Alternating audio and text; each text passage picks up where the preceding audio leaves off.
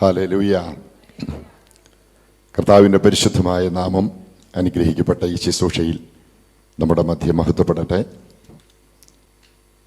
Christian ladies ഫെലോഷിപ്പിൻ്റെ ഈ 12ാമത് വാർഷിക സമ്മേളനത്തിൽ ക്രിസ്ത്യൻ ലേഡീസ് ഫെലോഷിപ്പിൻ്റെ അമരത്ത് നിന്ന് സഹോദരിമാരുടെ ഇടയിൽ അതിശക്തമായ ആത്മീക ശുശ്രൂഷകൾക്ക് നേതൃത്വം നൽകുന്ന ഞാൻ ക്രിസ്തുവിലേറെ ബഹുമാനിക്കുകയും ശുശ്രൂഷയെ ആദരിക്കുകയും ചെയ്യുന്ന ഒരു കർത്തൃദാസിയാണ് പ്രിയപ്പെട്ട ഷീലാദാസ് ആൻറ്റി. പ്രിയപ്പെട്ട കർത്തൃദാസിയെ വിശേഷാൽ ഞാൻ വന്ദനം ചെയ്യുന്നു. ദാസങ്ങൾ ഇവിടെയുണ്ട്, അദ്ദേഹത്തെയും കാണാൻ കഴിഞ്ഞതിൽ സന്തോഷം. ദൈവത്തിന് സ്തോത്രം. ചെറിയ ദർശനം, നമുക്ക് ദൈവം തരുന്ന ചെറിയ തുടക്കങ്ങളെ വലുതാക്കുന്നത് ദൈവമാണ്.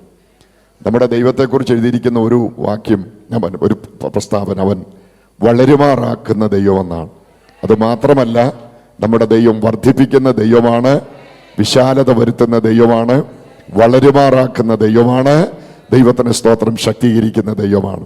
ദൈവം നമ്മുടെയൊക്കെ ഹൃദയങ്ങളിൽ തന്ന ചെറിയ ദർശനങ്ങൾ നമുക്കത് ചെറുതാണെന്ന് തോന്നിയാലും കാലാകാലങ്ങളിൽ അതിനെ വളരുമാറാക്കാൻ ദൈവത്തിന് കഴിയും.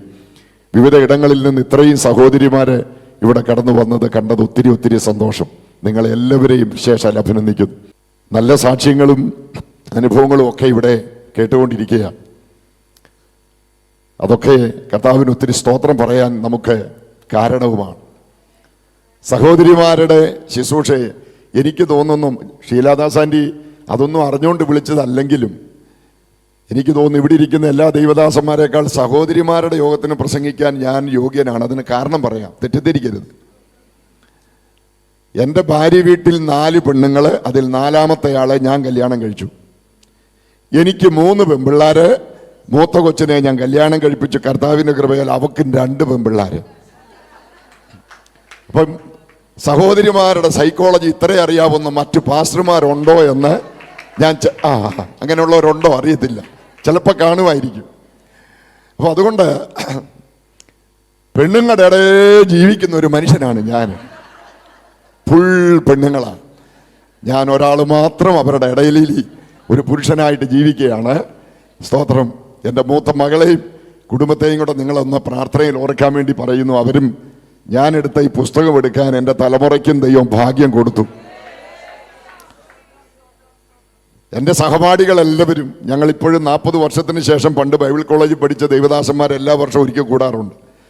അവരുടെ എല്ലാ മക്കൾ വളരെ നല്ല നിലയിൽ ലോകപ്രകാരം ഉന്നതമായ സ്ഥാനങ്ങളിൽ, എല്ലാവരും സമ്പന്ന രാജ്യങ്ങളിൽ കുടിയേറി. ദൈവത്തിന് സ്തോത്രം. ആ കൂട്ടത്തിൽ എൻ്റെ മക്കൾ മാത്രം സുവിശേഷവുമായിട്ട് ആഫ്രിക്കയിലേക്ക് പോയി. കഴിഞ്ഞ 7-8 വർഷങ്ങളായി ആഫ്രിക്കയിൽ അവർ മിഷണറിമാരായിട്ട് പ്രവർത്തിക്കുകയാണ്. ഞാൻ എപ്പോഴും അഭിമാനത്തോടെ പറയും, അമേരിക്ക പോകുന്നത് നല്ലതാണെങ്കിലും ഈ പുസ്തകം എടുത്തുകൊണ്ട് അധികമാരും പോകാത്ത ഒരിടത്തേക്ക് പോകാൻ തലമുറകൾക്ക് ദൈവം കൊടുത്തത് ഒരു ഭാഗ്യമായി കരുതുന്നയാളാണ് ഞാൻ. ഇന്നത്തെ ദൈനംദിന വർത്തമാന സാഹചര്യങ്ങളൊക്കെ ഒരുപക്ഷെ നിങ്ങൾ വായിക്കുന്നുണ്ട്, അറിയുന്നുണ്ട്. വളരെ വെല്ലുവിളികൾ നിറഞ്ഞ ലോകത്തിലെ ഏറ്റവും ദുർഘടമായ മിഷൻ ഫീൽഡാണ് ഇന്ന് ആഫ്രിക്കയിലെ പല രാജ്യങ്ങളും. ദൈവത്തിന് സ്തോത്രം. ദൈവം അവർക്ക് കൊടുത്ത ദർശനത്തിനൊത്ത് അവരെ കർത്താവിന് വേല ചെയ്യുന്നു. 2 ചെറിയ കുഞ്ഞുങ്ങളുണ്ട്. അവർ കുടുംബമായിട്ട് അവിടെ പാർക്കുന്നു. നിങ്ങൾ എപ്പോഴെങ്കിലും പ്രാർത്ഥിക്കുന്ന ഒരു സമൂഹമായതുകൊണ്ട് ഞാൻ പറയുകയാണ്, നിങ്ങൾ എപ്പോഴെങ്കിലുമൊക്കെ ഈ രാജ്യത്തിൻ്റെ അതിർത്തി വിട്ട് ഇസ്രായേലിന് വേണ്ടി പ്രാർത്ഥിക്കുന്നുണ്ടെന്ന് എനിക്ക് മനസ്സിലായിട്ടുണ്ട്. എപ്പോഴെങ്കിലും ആഫ്രിക്കയ്ക്ക് വേണ്ടി പ്രാർത്ഥിക്കുമ്പോൾ ഞങ്ങളുടെ ആ കുഞ്ഞുങ്ങളെയും കൂടെ ഒരു വാക്കിൽ ഒന്ന് ഓർക്കണമെന്ന് ഒരു പിതാവെന്ന നിലയിൽ ഞാൻ നിങ്ങളോട് സ്നേഹത്തോടെ അഭ്യർത്ഥിക്കുകയാണ്. ഇളയ 2 മക്കളുണ്ട്. അവരുടെ ജീവിത കാര്യങ്ങളെല്ലാം മുമ്പോട്ട് പോകണം. നിങ്ങൾ ഓർത്ത് ആ കുഞ്ഞുങ്ങളുടെ ഭാവിക്ക് വേണ്ടിയും കൂടെ പ്രാർത്ഥിക്കാൻ അപേക്ഷിക്കുന്നു. കർത്തൃദാസിമാര് പലരും ഇവിടെ ഉണ്ട്. അവരെ ഓർത്ത് ഞാൻ ദൈവത്തെ സ്തുതിക്കുന്നു. ദൈവദാസന്മാരോട് ചേർന്ന് ഞാൻ വളരെ ആത്മാർത്ഥമായി, ഭാര്യയെ കൊണ്ടുവരാത്തതുകൊണ്ട് പറയാം, ശുശ്രൂഷയിൽ ഞാൻ ഇതുവരെ നിൽക്കുന്നതിൻ്റെ എല്ലാം പുറകിൽ എനിക്കെപ്പോഴും 100% ബോധ്യമുണ്ട്. എൻ്റെ ഭാര്യയുടെ കണ്ണുനീരും പ്രാർത്ഥന. അധികം ആരൊന്നും അറിയാത്ത, ഒരുപാട് രംഗത്ത് വരാത്ത, തിരശീലകൾക്ക് പുറകിൽ എപ്പോഴും നിൽക്കാൻ ഇഷ്ടപ്പെടുന്ന, ശുശ്രൂഷയിൽ എനിക്ക് സപ്പോർട്ടായിട്ട് നിൽക്കുന്ന ഒരു ഭാര്യ എൻ്റെ ജീവിതത്തിൻ്റെ ഭാഗ്യമാണ്. ഞാനത് വളരെ നന്ദിയോടെ ഓർത്ത് ദൈവത്തെ സ്തുതിക്കുന്നു. ദൈവത്തിന് സ്തോത്രം. ദൈവദാസന്മാരൊക്കെ ശുശ്രൂഷാ മുഖത്ത് വേദിയിൽ നിൽക്കുമ്പോൾ അവരെ അവിടെ നിർത്താൻ കണ്ണുനീരിൻ്റെയും സ്നേഹത്തിൻ്റെയും പിൻബലം കൊടുക്കുന്ന കർത്തൃദാസിമാരുടെ ശുശ്രൂഷ എത്ര വലിയതാണ്. ചിലപ്പോൾ ഞങ്ങൾ പാസ്റ്റർമാർ ചെയ്യുന്നതിനേക്കാൾ എത്രയോ ത്യാഗം എൻ്റെ ഭാര്യയെ ശുശ്രൂഷ മുഖത്ത് വഹിക്കുന്നത് ഞാൻ കണ്ടിട്ടുണ്ട്. സ്തോത്രം. വളരെ സഹനത്തോടെ ശുശ്രൂഷയിൽ കൈത്താങ്ങൽ നൽകുന്ന എല്ലാ കർത്തൃദാസിമാർക്കും ഞാൻ വിശേഷാൽ നിങ്ങളെ സല്യൂട്ട് ചെയ്യുന്നു. കർത്താവ് നിങ്ങളെ ഇനിയും വേലയിൽ പ്രയോജനപ്പെടുത്തട്ടെ. പണ്ടൊരു കർത്തൃദാസൻ ഒരു പുസ്തകം എഴുതി, വളരെ മനോഹരമായൊരു പുസ്തകം. പുസ്തകത്തിൻ്റെ പ്രകാശന കർമ്മം നടക്കുമ്പോൾ എല്ലാവരും ആശംസകളൊക്കെ പറഞ്ഞതിനന്തരം പുസ്തകം എഴുതിയ പാസ്റ്റർക്ക് 2 വാക്ക് പറയാൻ അവസരം കൊടുക്കുമല്ലോ ഗ്രന്ഥകാരന്. അദ്ദേഹം അവസാനം എഴുന്നേറ്റെന്ന് വെച്ച് ഒരു ചില വാക്കുകൾ പറഞ്ഞു. ഈ പുസ്തകരചനയിൽ എന്നെ സഹായിച്ച ഒത്തിരി ആളുകളുണ്ട്, അതിലേറ്റവും പ്രധാനപ്പെട്ടത് എൻ്റെ ഭാര്യയാണ്, അവളുടെ സപ്പോർട്ടാണ് ഈ പുസ്തകം പൂർത്തീകരിച്ച് പ്രസിദ്ധീകരിക്കാൻ എനിക്ക് അവസരം കിട്ടിയത്. ഭാര്യ സദസ്സിലുണ്ടായിരുന്നു. ഭാര്യയുടെ മുഖമൊക്കെ പെട്ടെന്ന് മാറി, മുഖഭാവമൊക്കെ. ഒന്നും പറഞ്ഞില്ല, പ്രതികരിച്ചില്ല. വീട്ടിൽ ചെന്നപാടെ ഭാര്യ സ്വാതന്ത്ര്യമായിട്ട് പെരുമാറാവുന്ന ഇടമാണല്ലോ വീട്. ചെന്നപാടെ ചോദിച്ചു, മനുഷ്യ ഇയാൾ പുസ്തകം എഴുതി പ്രിന്റ് ചെയ്യുന്ന കാലത്താണ് ഞാൻ ഇയാൾ പുസ്തകം എഴുതിയ കാര്യം അറിയുന്നത്. ഇന്ന് സ്റ്റേജിൽ നിന്നുകൊണ്ട് വിളിച്ചു പറഞ്ഞ എന്താണ്, ഞാനാണ് നിങ്ങളുടെ പുസ്തക രചനയ്ക്ക് ഏറ്റവും വലിയ സപ്പോർട്ട് ചെയ്തത്. ഉടനെ അദ്ദേഹം പറഞ്ഞിടി, അത് തന്നെയാണ് ഇതിനകത്തെ കാര്യം. നീ എന്നോട് ഇടയ്ക്കിടയ്ക്ക് വഴക്ക് പിടിച്ച് നിന്റെ വീട്ടിൽ പോയി നിന്ന് ആ ഗ്യാപ്പിലാണ് ഞാൻ ഈ പുസ്തകം എഴുതിയത്.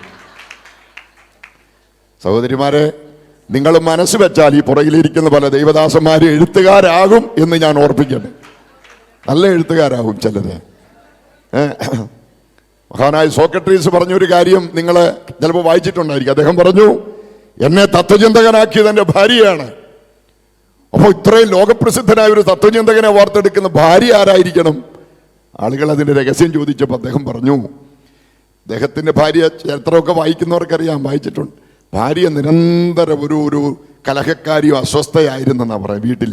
അതുകൊണ്ട് ഈ പുള്ളി വീട്ടിലിരുന്ന സ്വസ്ഥത കിട്ടാത്തത് കൊണ്ട് പുള്ളി വീട്ടിൽ നിന്ന് അടുത്തുള്ള ഒരു പാർക്കിൽ ഒരു ജനസ്ഥലത്ത് പോയി ഇങ്ങനെ ഇരിക്കും. അങ്ങനെ ഇരുന്നിരുന്ന് ചിന്തിച്ചാണ് ഇദ്ദേഹം ഒരു തത്വജ്ഞാനിയായത്. അപ്പോൾ ഇതിലേത് വേണമെന്ന് നിങ്ങൾക്ക് തീരുമാനിക്കാം. സ്തോത്രം. ഭാര്യമാരുടെ സ്വാധീനം വളരെ വലിയതാണ്. ഒറ്റ കാര്യോടെ പറഞ്ഞു വെച്ചാൽ ഞാൻ ദൂതിലോട്ട് വരാൻ പോവാ. പണ്ടൊരിക്കൽ ഒരാള് പറഞ്ഞൊരു കഥയാണ്. കാട്ടിലൊരു കല്യാണം നടന്നപ്പം, പുലിയുടെ കല്യാണമാണ് കാട്ടിൽ. അപ്പം ജന്തുവർഗത്തിൽപ്പെട്ട പല ഗ്രൂപ്പിൽപ്പെട്ട ആളുകൾ ആശംസ പറയാൻ വേണ്ടി വന്നു. എല്ലാറ്റിൻ്റെ ഒടുവിൽ ഒരു എലി ആശംസ പറയാൻ വേണ്ടി വന്നു.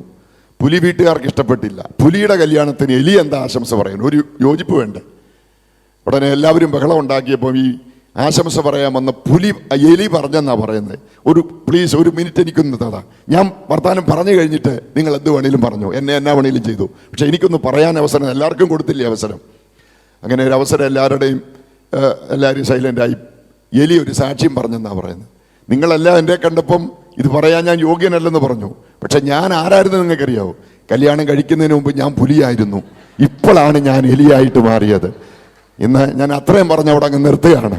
നിങ്ങൾക്ക് വേണമെങ്കിൽ നിങ്ങളുടെ ഭർത്താവിനെ ഒരു പുലിയാക്കാം, നിങ്ങൾ മനസ്സ് വെച്ചാൽ അവർ എലിയാകും. അത് ഒരുപാട് കുടുംബങ്ങളിൽ തെളിയിക്കപ്പെട്ടിട്ടുള്ള കാര്യം. നിങ്ങൾ ഈ സങ്കീർത്തനം 45 ശ്രദ്ധിച്ച് വായിച്ചിട്ടുണ്ടോ? സങ്കീർത്തനം 45 ഭർത്താവിനെ ഭാര്യ സംബോധന ചെയ്യുന്ന പല പേരുകളിൽ ഒരു പേര് കിഴങ്ങനെന്നൊന്നുമല്ല. ചില വീട്ടിൽ ചെല്ലുമ്പോൾ ചില പെണ്ണുങ്ങളത് പറഞ്ഞു കേട്ടിട്ടുണ്ട്, അച്ഛനെ കൊണ്ട് ഒന്നിനും കൊള്ളിയല്ല, അച്ഛനോട് ഇരിക്കും, ഞാൻ പറയാം. അതല്ല, അതിനകത്ത് വലിയ സൈക്കോളജിക്കലായ പല പാഠങ്ങൾ ഈ 45 സങ്കീർത്തനത്തിൽ കുടുംബജീവിതവുമായി ബന്ധപ്പെട്ട് ആളുകൾ പുറത്തു കൊണ്ടുവന്നിട്ടുണ്ട്. അതിലൊരു കാര്യം, വീരനായുള്ളവേ, mighty one, you are the mighty one. ഒരു ഭർത്താവിനെ നോക്കിയ ഒരു ഭാര്യ അത് പറയാൻ തുടങ്ങിയാൽ അവന്റെ സ്വഭാവം മാറും, അവന്റെ ശുശ്രൂഷയും മാറും. ദൈവത്തിന് സ്തോത്രം. സഹോദരിമാരെ, നിങ്ങളൊരു ഭർത്താവിന് കൊടുക്കുന്ന വില, അവരെ നിങ്ങൾ അംഗീകരിക്കുന്ന അംഗീകാരം, അവരോട് നിങ്ങൾ കാണിക്കുന്ന ബഹുമാനം, അവർക്ക് നിങ്ങൾ കൊടുക്കുന്ന ആ സപ്പോർട്ടുണ്ടല്ലോ, ഒരു ഭർത്താവിനെ വീരനുമാക്കാം, ഒരു ഭർത്താവിനെ ധീരനുമാക്കാം. ഇന്ന് എൻ്റെ ആഗ്രഹവും പ്രാർത്ഥനയും ഇവിടെ വന്നിരിക്കുന്ന ഈ സഹോദരിമാരെല്ലാവരും ആമേൻ, കർത്താവ് നിങ്ങൾക്ക് തന്ന സാധ്യതകളെ ദൈവനാമത്തിന്റെ മഹത്വത്തിനായി ഉപയോഗിച്ച് നിങ്ങൾക്ക് തന്ന ജീവിത പങ്കാളികളോട് ചേർന്ന് ദൈവരാജ്യത്തിൽ വലിയ കാര്യങ്ങൾ ചെയ്യാൻ ദൈവം നിങ്ങൾക്ക് കൃപ നൽകട്ടെ. എല്ലാവർക്കും അതിനായുള്ള ആശംസ പങ്കുവെച്ചുകൊണ്ട് ദൈവവചനത്തിലേക്ക് വേഗത്തിൽ ഞാൻ വരികയാണ്. ദൈവത്തിന് സ്തോത്രം. മീഖാ പ്രവചനം 7:15 വാക്യവും സഖരിയ പ്രവചനം 8:13 വാക്യവും ഒന്ന് വായിക്കാമോ? അജാതികൾ കണ്ടിട്ട് തങ്ങളുടെ സകല വീര്യത്തിലും ലജ്ജിക്കും. മതി. ഇനി സഖരിയ പ്രവചനം 8:13 വാക്യം ഒന്ന് വായിക്കാമോ? നിങ്ങൾ ജാതികളുടെ ഇടയിൽ ശാപമായിരുന്നത് പോലെ ഞാൻ നിങ്ങളെ രക്ഷിച്ചിട്ട് നിങ്ങളൊരനുഗ്രഹമായി തീരും. സ്തോത്രം, സ്തോത്രം. ഞാൻ നിങ്ങളെ ഒരനുഗ്രഹമാക്കി മാറ്റും. ദൈവത്തിന്റെ ഒരു വാഗ്ദത്തം അല്ലേ? ഞാൻ നിങ്ങളെ ഒരനുഗ്രഹമാക്കി മാറ്റും. മീഖാ പ്രവചനം 7-ാം അധ്യായത്തിന്റെ 15-ാമത്തെ വാക്യം നമ്മൾ വായിച്ചത് ദൈവത്തിന്റെ ഒരു വലിയ വാഗ്ദത്തം പ്രാർത്ഥിക്കുന്ന തന്റെ ദാസനോട് നൽകുകയാണ്. 7-ാം അധ്യായത്തിന്റെ 7-ാം വാക്യം വായിച്ചാൽ ഈ ദൂത് ദൈവം കൈമാറുന്നത് പ്രാർത്ഥിക്കുമെന്ന് തീരുമാനിച്ച മനുഷ്യനോടാണെന്ന് നിങ്ങൾക്ക് കാണാം അല്ലേ? 7-ാം അധ്യായത്തിന്റെ 7-ാം വാക്യം, ഞാനോ യഹോവയിലേക്ക് നോക്കും, എന്റെ രക്ഷയുടെ ദൈവത്തിനായി കാത്തിരിക്കും, എന്റെ ദൈവം എന്റെ പ്രാർത്ഥന കേൾക്കും എന്ന് ആമേൻ. പ്രാർത്ഥനയ്ക്കായി ഒന്നിച്ചു കൂടിയിട്ടുള്ള നിരന്തരമായി ശുശ്രൂഷ ചെയ്യുന്ന സഹോദരിമാരോട് ഞാൻ പറയുന്നു, എത്ര പേരുടെ അകത്ത് തൻ്റെ ഇടത്തോടെ അത് പറയാനുള്ള ധൈര്യമുണ്ട്? എന്റെ ദൈവം എന്റെ പ്രാർത്ഥന കേൾക്കും, എന്റെ ദൈവം എന്റെ പ്രാർത്ഥന കേൾക്കും. എന്റെ കുടുംബത്തിന് വേണ്ടിയുള്ള പ്രാർത്ഥന, ദേശത്തിന് വേണ്ടിയുള്ള പ്രാർത്ഥന, രാജ്യങ്ങൾക്ക് വേണ്ടിയുള്ള പ്രാർത്ഥന കേൾക്കുന്ന ഒരു ദൈവം സ്വർഗത്തിലുണ്ട്. ദൈവം പ്രാർത്ഥന കേൾക്കുന്ന ദൈവമാണ്. നമ്മളെല്ലാം സാധാരണ പറയും, അതൊരു ജനറൽ സ്റ്റേറ്റ്മെന്റ് ആണ്, ദൈവം പ്രാർത്ഥന കേൾക്കുമെന്നുള്ളത്. ആർക്കും അതിനകത്ത് എതിരഭിപ്രായമൊന്നും ഉണ്ടാകാൻ സാധ്യതയില്ല. എന്നാൽ ഒരു പടി കൂടെ കടന്ന് പ്രാർത്ഥിക്കുന്ന ദൈവദാസിമാരോട് ഞാൻ പറയുന്നു, നമുക്ക് വ്യക്തിപരമായി പറയാൻ തൻ്റെ ഇടം ഉണ്ടാകുന്ന ഒരു കാര്യം, എന്റെ പ്രാർത്ഥന എന്റെ ദൈവം കേൾക്കും, എന്റെ പ്രാർത്ഥന എന്റെ ദൈവം കേൾക്കും. ഇന്ന് രാവിലെ ഇവിടെ വന്നിരിക്കുന്ന ദൈവദാസിമാരോട്, ദൈവദാസന്മാരോട് ആ വാഗ്ദത്തം ദൈവം ആവർത്തിക്കുന്നു. പ്രാർത്ഥിക്കാൻ നിങ്ങൾ തയ്യാറാണെങ്കിൽ പ്രവർത്തിക്കാൻ ദൈവം തയ്യാറാണ്. പ്രാർത്ഥിക്കാൻ നിങ്ങൾ തയ്യാറാണെങ്കിൽ അത്ഭുതങ്ങളെ കാണിക്കാൻ ദൈവം തയ്യാറാണ്. സ്തോത്രം, സ്തോത്രം. മീഖായുടെ കാലം വളരെ പ്രതിസന്ധികൾ നിറഞ്ഞൊരു കാലഘട്ടമാണ്, നമുക്കറിയാം. അത് മനസ്സിലാക്കാൻ 7-ാം അധ്യായം 1 മുതൽ 6 വരെ വാക്യം വായിച്ചാൽ മതി. എല്ലാം ഞാൻ വിശദമായി വായിക്കുന്നില്ല, പറയുന്നില്ല. 7-ാം അധ്യായത്തിന്റെ 2-ാം വാക്യം, ഭക്തിമാൻ ആത്മീക ലോകത്ത് സംഭവിച്ച അപജയങ്ങൾ ഹൃദയത്തെ വേദനിപ്പിച്ച ഒരു മനുഷ്യൻ. സ്തോത്രം. ഇന്നത്തെ ആത്മീക ലോകത്തെ കുറിച്ച് പൊതുവെ കാണുകയും കേൾക്കുകയും ചെയ്യുന്നത്, ഇവിടുത്തെ സോഷ്യൽ മീഡിയകളിലൂടെ, മാധ്യമങ്ങളിലൂടെ പുറത്തു വരുന്നതൊക്കെ ചിലപ്പോഴെങ്കിലും നമുക്ക് നാണക്കേടും ലജ്ജയും അപമാനം ഉണ്ടാക്കുന്ന പലതും ഒരു വശത്ത് കാണുമ്പോൾ, ഞാൻ ഇന്ന് രാവിലെ ഇവിടെ ഇരിക്കുന്ന ദൈവമക്കളോട് പറയുന്നു, ആരുടെയും പക്ഷം ചേരാനോ ആരെയും കുറ്റപ്പെടുത്താനോ ഒന്നുമല്ല ഇന്ന് രാവിലെ ദൈവം നമ്മളെ വിളിച്ചത്. ഈ സ്ഥിതിക്കൊരു മാറ്റം തരണമെന്ന് ദൈവത്തോട് പ്രാർത്ഥിക്കുന്ന ദൈവമേ, ദൈവസഭാ സമൂഹങ്ങളെ അവിടുന്ന് ഒന്ന് മാറ്റണമേ, സന്ദർശിക്കണമേ എന്ന് ഞങ്ങളുടെ അപമാനം മാറത്തക്ക നിലയിൽ ദൈവത്തിന്റെ ഒരു വലിയ പ്രവൃത്തി. ആത്മീക ലോകത്തിന്റെ അപജയങ്ങൾ മനസ്സ് വേദനിപ്പിച്ച സമയത്ത് ദൈവദാസൻ തീരുമാനിച്ച തീരുമാനമാണ്, ഞാൻ ആത്മീകം വിട്ടു പോകുമെന്നല്ല, ഞാൻ ദൈവത്തിന് സ്തോത്രം ഈ പരിപാടി നിർത്തുമെന്നല്ലവൻ പറഞ്ഞത്, ഞാൻ അത്യുന്നതനായ ദൈവത്തെങ്കിലേക്ക് നോക്കും. വിശ്വസിക്കുന്ന പ്രാർത്ഥിക്കുന്ന ദൈവമക്കളോട് ഞാൻ പറയാം, ഒരു വശത്തെ പരാജയങ്ങളുടെ വാർത്തകളൊക്കെ പലയിടത്തും കേൾക്കുന്നെങ്കിലും പ്രാർത്ഥിക്കാൻ ജനം തയ്യാറായാൽ സഭകളുടെ അന്തരീക്ഷം മാറും, ശുശ്രൂഷകന്മാരുടെ സ്ഥിതി മാറും, ദേശത്തിന്റെ സ്ഥിതി മാറും. നമ്മുടെ ദൈവത്തിന്റെ അത്ഭുതങ്ങളെ കാണാൻ ദൈവം നമുക്കിടയാക്കും. ദൈവത്തിന് സ്തോത്രം. ദൈവത്തിന്റെ പ്രവൃത്തി കാണാൻ നിശ്ചയമായി നമുക്ക് കഴിയും. ദൈവത്തിന് സ്തോത്രം. 2 താഴോട്ട് വായിക്കുമ്പോൾ നിങ്ങൾക്ക് കാണാം കുടുംബ ബന്ധങ്ങളിലെ തകർച്ചകൾ. 7-ന്റെ 5-6 വാക്യങ്ങളൊക്കെ വായിച്ചാൽ, മനുഷ്യന്റെ വീട്ടുകാർ തന്നെ അവന്റെ ശത്രുക്കൾ. ശ്രദ്ധിക്കണേ, ആത്മീയ ലോകത്തിന്റെ പ്രശ്നങ്ങൾ ഒരു വശത്ത്, തകരുന്ന കുടുംബ ബന്ധങ്ങൾ, അവിശ്വാസം വർദ്ധിക്കുന്ന കുടുംബാന്തരീക്ഷങ്ങൾ, വീട്ടിനകത്ത് തന്നെ ശത്രുക്കളെ പോലെ പെരുമാറുന്ന ആളുകൾ. ഞാൻ ഇന്ന് രാവിലെ ഇത് പറയുമ്പോൾ, തകരുന്ന കുടുംബങ്ങളാണ് നമ്മുടെ സമൂഹത്തിന്റെ ഇന്നത്തെ ഏറ്റവും വലിയ ശാപം. ആകാശത്തോളം ഉയരമുള്ള ഫ്ളാറ്റുകൾ കെട്ടിപ്പൊക്കുകയും അതിനകത്ത് തകർന്ന കുടുംബങ്ങളുമായി ജീവിക്കുകയും ചെയ്യുന്ന ഒരു സംസ്കാരം വളർന്നു വരുമ്പോൾ, ഇവിടെ ഇരിക്കുന്ന ദൈവദാസിമാരോട്, പ്രാർത്ഥിക്കുന്ന ദൈവമക്കളോട് ഞാൻ പറയുന്നു, നമുക്ക് നമ്മുടെ തലമുറകൾക്കും വേണ്ടി അധികം പ്രാർത്ഥിക്കേണ്ട ഒരു കാലഘട്ടമായത്. അധികം പ്രാർത്ഥിക്കേണ്ട ഒരു കാലഘട്ടം. തകരുന്ന കുടുംബങ്ങൾ നമുക്ക് കണ്ണടച്ചിരിക്കാൻ ഒക്കുമോ? മൗനമായിരിക്കാൻ ഒക്കുമോ? സ്തോത്രം. തകരുന്ന കുടുംബ ബന്ധങ്ങളുടെ നടുവിൽ, ശിഥിലമാകുന്ന ബന്ധങ്ങളുടെ നടുവിൽ ഒരാത്മീകന് ചെയ്യാനുള്ളത് മുഴങ്കാലിലെ യുദ്ധമാണ്. ആമേൻ. മുമ്പ് ദൈവദാസി പറഞ്ഞതുപോലെ പ്രാർത്ഥിക്കാൻ ഒരിടവും മടങ്ങാൻ ഒരു മുഴങ്കാലും ഉണ്ടെങ്കിൽ അത്ഭുതങ്ങളെ ചെയ്യുന്നവനാണ് നാം സേവിക്കുന്ന ദൈവം. അത് അനുഭവിച്ചറിഞ്ഞിട്ടുള്ളവർ ആ കരങ്ങളൊന്ന് ഉയർത്തി സന്തോഷത്തോടെ ദൈവത്തിന് സ്തോത്രം പറയാം. സ്തോത്രം. നീ നിങ്ങളെ അന്തരീക്ഷം നോക്കണം. കൈക്കൂലിയും അഴിമതിയും നിറഞ്ഞ ഉദ്യോഗസ്ഥ പ്രമുഖന്മാർ. അവിടെ എഴുതിയിട്ടുണ്ട്, പ്രഭു പ്രതിഫലം ചോദിക്കുന്നു, ന്യായാധിപതികൾ കൈക്കൂലിക്ക് വേണ്ടി കൈനീട്ടുന്നു, അകന്നുപോയ സ്നേഹബന്ധങ്ങൾ, വിശ്വസിക്കാൻ കഴിയാത്ത ആമേൻ ബന്ധങ്ങൾ, ഇങ്ങനെ ഒരുപാട് പ്രതിസന്ധിയുടെ നടുവിൽ നിൽക്കുമ്പോൾ മീഖ എടുത്ത തീരുമാനമാണ് പ്രാർത്ഥിക്കുന്ന ദൈവമക്കൾക്ക് ധൈര്യം നൽകുന്നത്. ഞാൻ ആത്മഹത്യക്കൊരു മുഴം കയറെടുക്കുവെന്നല്ല, ഞാൻ ആത്മീകം മതിയാക്കുവെന്നല്ല, ഞാൻ ഈ മാർഗം വിട്ടു പോകുകയാണെന്നല്ല, ആരും കൂടെ നിൽക്കാൻ ഇല്ലാത്തപ്പോഴും ഒറ്റയ്ക്കാണെങ്കിലും എൻ്റെ ദൗത്യം ഞാൻ ചെയ്യുമെന്ന് പറയാൻ തൻ്റെ ഇടമുള്ള ചില പ്രാർത്ഥനാ വീരന്മാരെ ദൈവം ഈ തലമുറയിൽ അന്വേഷിക്കുകയാണ്. ആ വാചകം ശ്രദ്ധിക്കണേ. ഞാനും കൂടെ ദൈവത്തെങ്കിലേക്ക് നോക്കുമെന്നല്ല മീഖ പറഞ്ഞത്, ഞാനോ യഹോവയിങ്കിലേക്ക് നോക്കും. എന്താ ഇതിന്റെ അർത്ഥം എന്നറിയാവോ? കൂടെ പ്രാർത്ഥിക്കാൻ സഹോദരിമാരുണ്ടെങ്കിലും ഇല്ലെങ്കിലും, മുട്ടുമടക്കാൻ ദൈവമക്കൾ ഉണ്ടെങ്കിലും ഇല്ലെങ്കിലും, എന്റെ മുമ്പിൽ ഉയർന്നു നിൽക്കുന്ന വെല്ലുവിളികളുടെ നടുവിൽ, പോരാട്ടങ്ങളുടെ നടുവിൽ ഞാൻ ചെയ്യേണ്ടത് ഞാൻ ചെയ്യും. ഞാനോ യഹോവയിങ്കിലേക്ക് നോക്കും, എന്റെ രക്ഷയുടെ ദൈവത്തിനായി കാത്തിരിക്കും. സ്തോത്രം.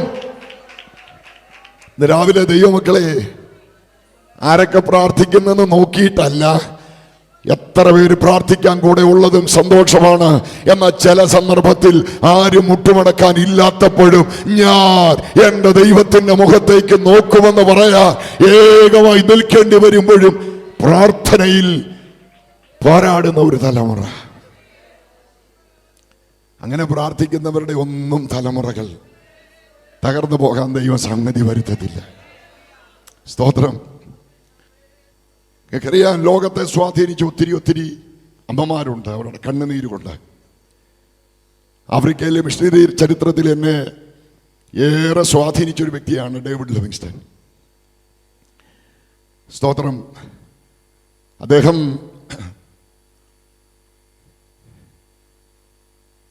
ദീർഘവർഷങ്ങൾ കർത്താവിനെ വേല ചെയ്ത് ആ മണ്ണിൽ ജീവിച്ച് ഒടുങ്ങിയ ഒരു മനുഷ്യനാണ്, മരിച്ചടക്കപ്പെട്ട മനുഷ്യൻ.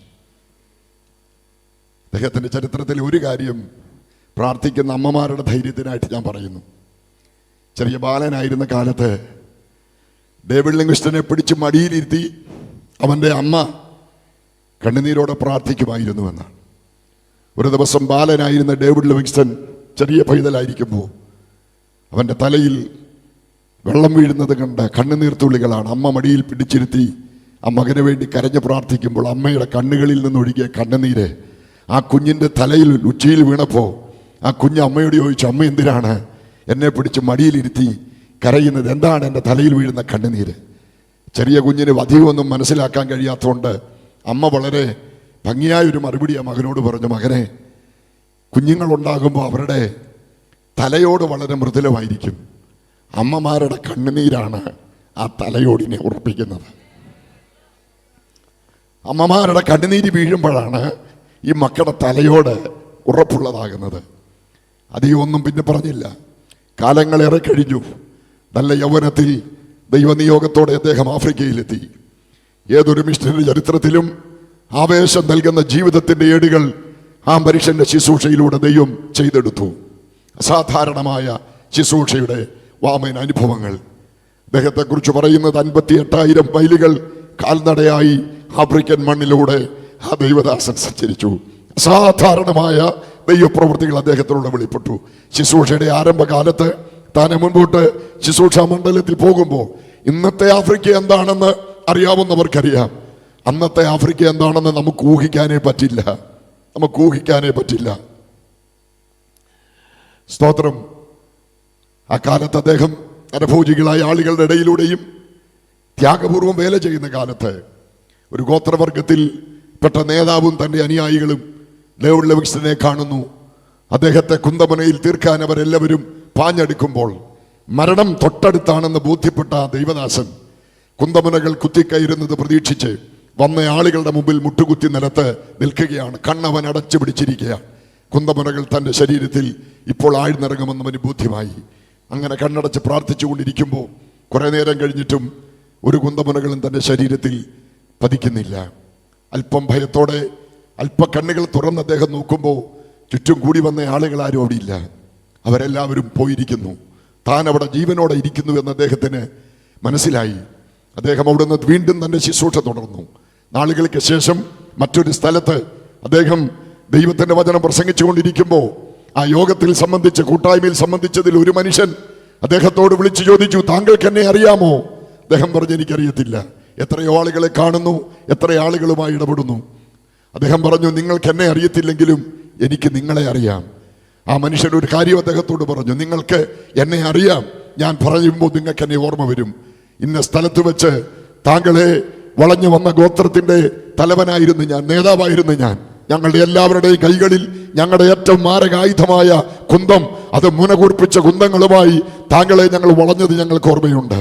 പക്ഷെ ഇന്ന് ഞാനിവിടെ വന്നത് ഒരു നരഭോജിയായിട്ടല്ല, ഞാനിവിടെ നിൽക്കുന്നത് യേശുവിനെ അറിയുന്ന ഒരാളായിട്ടാണ്. ജിജ്ഞാസ തോന്നി. അദ്ദേഹം പറഞ്ഞു, എന്താണ് സംഭവിച്ചതെന്ന് എനിക്കറിയില്ല, എനിക്കും അത് ഓർമ്മയുണ്ട്, ആരെയും എനിക്ക് പരിചയമില്ല, എന്താണ് സംഭവിച്ചതെന്ന് അറിഞ്ഞുകൂടാ. ഉടനെ ആ മനുഷ്യൻ അദ്ദേഹത്തോട് പറഞ്ഞൊരു വാചകം, ഞങ്ങൾ നിന്നെ കുത്താൻ, നിന്റെ കുന്തമുനയിൽ തീർക്കാൻ അടുത്തു വരുമ്പോ താങ്കളുടെ തല താമ്രം പോലെ ഉറപ്പുള്ളതായി തോന്നി. ഞങ്ങളുടെ കുന്തമുനകൾ വളയാതിരിക്കാൻ, ഞങ്ങളുടെ കുന്തമുനകൾ വളയാതിരിക്കാനാണ് അന്ന് ഞങ്ങൾ താങ്കളെ അവിടെ ഉപേക്ഷിച്ചു പോയത്. ഞാനിത് വായിക്കുമ്പോഴെല്ലാം എൻ്റെ ഹൃദയത്തിൽ വരുന്ന ഒരു ചിന്ത, ഒരു തലമുറയ്ക്ക് വേണ്ടി ഇടിവിൽ നിൽക്കുന്ന മാതാക്കളുണ്ടെങ്കിൽ, പ്രാർത്ഥിക്കുന്ന മാതാപിതാക്കളുണ്ടെങ്കിൽ, പ്രാർത്ഥനയുടെ കണ്ണുനീര് വീണ് അവൻ ബലപ്പെട്ട ഒരു തലമുറ ഈ കാലഘട്ടത്തിൽ എഴുന്നേറ്റിരുന്നെങ്കിൽ എത്ര മാതാപിതാക്കൾ ദൈവത്തോട് ഇന്ന് പകൽ പ്രാർത്ഥിക്കും. സ്തോത്രം. ഇന്ന് എന്താ നമ്മുടെ തലമുറകൾക്ക് പറ്റിയ ഏറ്റവും വലിയ പരാജയം? നമുക്ക് സംഭവിച്ച അബദ്ധം എന്താണെന്നറിയോ? നമുക്ക് സംഭവിച്ച അബദ്ധം, കണ്ണുനീര് വീണ് ഉറപ്പുള്ള ഒരു തലമുറ ഇല്ലാതെ പോയി. എല്ലാവരും ആവശ്യത്തിന് കരുതി വെച്ചിട്ടുണ്ട്. മക്കൾക്കും മക്കളുടെ മക്കൾക്കും ഉള്ളതെല്ലാം കരുതാൻ നമുക്ക് കഴിഞ്ഞു. പക്ഷേ കണ്ണുനീര് വീണുറച്ച തലയോടുള്ള ഒരു തലമുറ ഈ കാലഘട്ടത്തിൽ ഇല്ലാതെ പോയി. ഇന്ന് രാവിലെ ഇവിടെ വന്നിരിക്കുന്ന മാതാക്കളോട് പറയുന്നു, അവൻ കണ്ണുനീരിന്റെ സന്തതി തകർന്നു പോകാൻ ദൈവം അനുവദിക്കത്തില്ല. പ്രാർത്ഥിക്കുന്ന ദൈവവൈതലേ, നിന്റെ പ്രാർത്ഥന വൃഥാവല്ല. മീഖ പറയുന്നു, ആശയ്ക്ക് ഒരു വകയും ഇല്ലെങ്കിലും, ആശയ്ക്ക് ഒരു വകയുമില്ലെങ്കിലും ഞാനോ യഹോവയെങ്കിലേക്ക് നോക്കും, ഞാനോ യഹോവയെങ്കിലേക്ക് നോക്കുക. ദൈവത്തിന്റെ വാഗ്ദത്തം നിങ്ങൾ ശ്രദ്ധിക്കണേ. ദൈവം പറയാണ്, മീഖേ, കരയാനും പ്രാർത്ഥിക്കാനും ഒരാളെങ്കിലും തയ്യാറായാൽ, നീ 7:15 വാക്യം അത് മനസ്സിൽ വെച്ചോണ്ട് വായിക്കേ.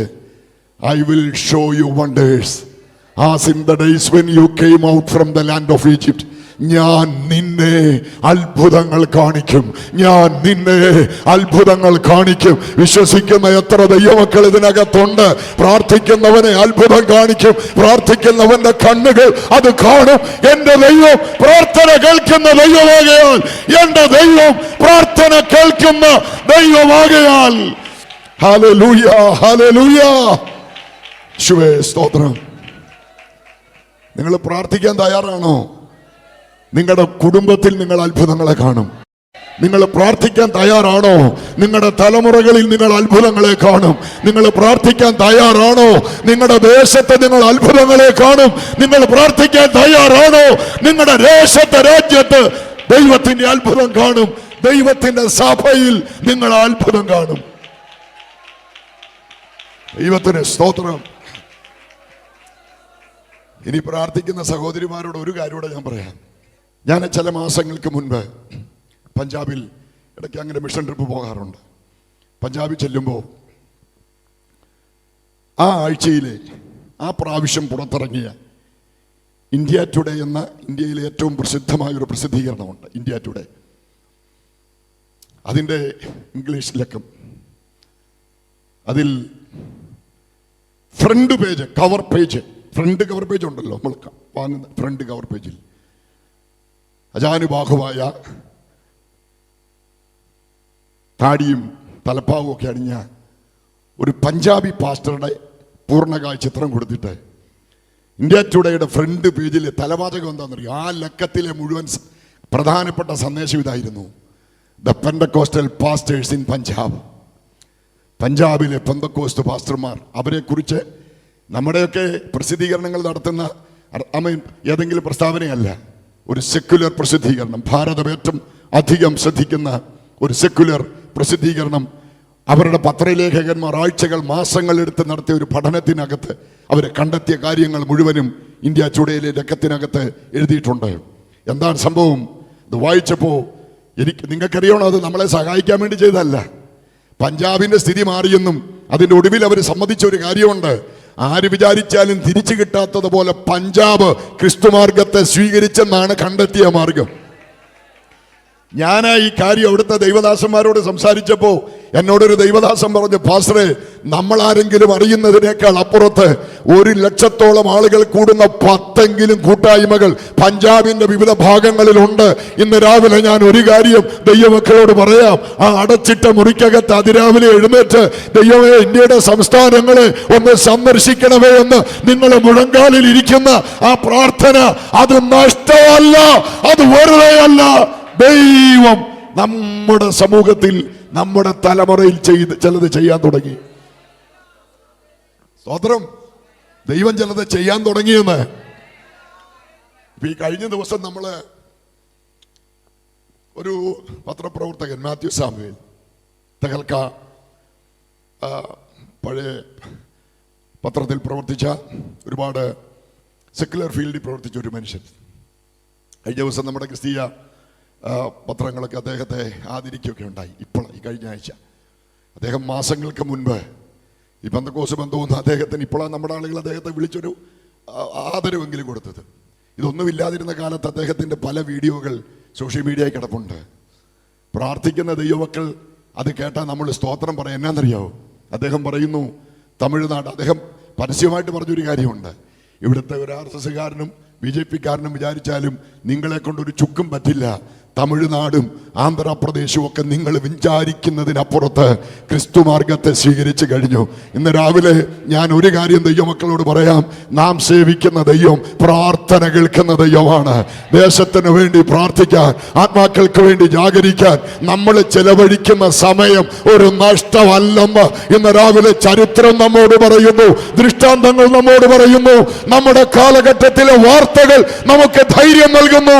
അതുകൊണ്ട് ഇന്ന് രാവിലെ പറയാം, ഞാനോ യഹോവയിലേക്ക് നോക്കും, എന്റെ രക്ഷയുടെ ദൈവത്തിനായി ഞാൻ കാത്തിരിക്കും. അതുകൊണ്ട് ദൈവമക്കളെ, പ്രാർത്ഥന നഷ്ടമാണ് നമ്മൾ ഒരിക്കലും വിചാരിക്കരുത്.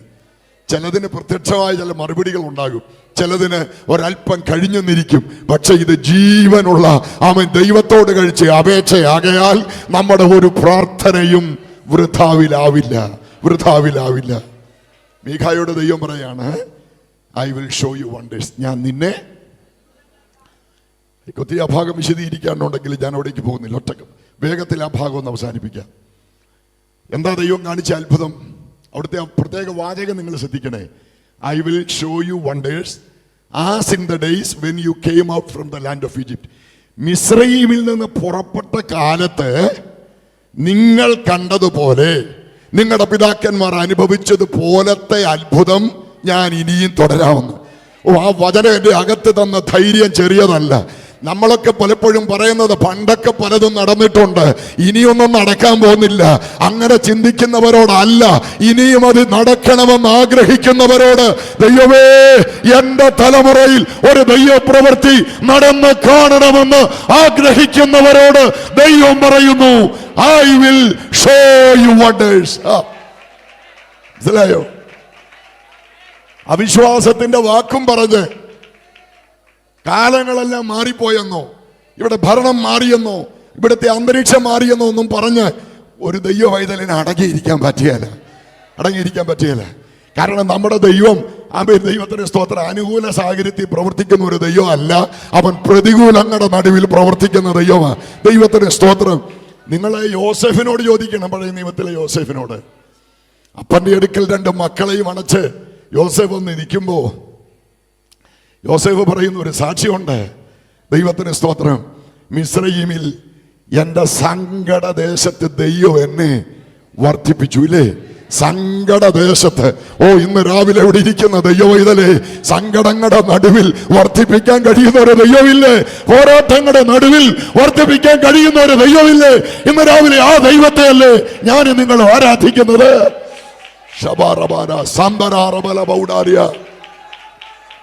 Hallelujah, hallelujah.